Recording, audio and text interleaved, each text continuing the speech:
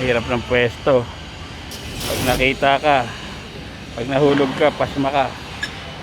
Nasa labas na yung kalahati ng katawan. Oh.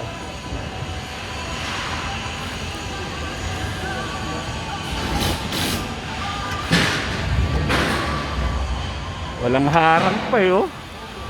Tindak na yung kinakarera.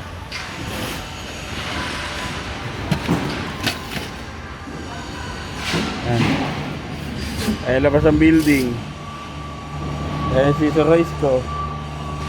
Kalabas ang building.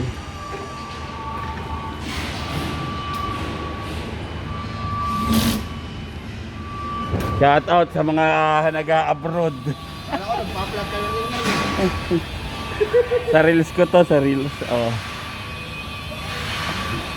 Akala ko inside lang ang ducting, outside din pala ng building. See that, mate?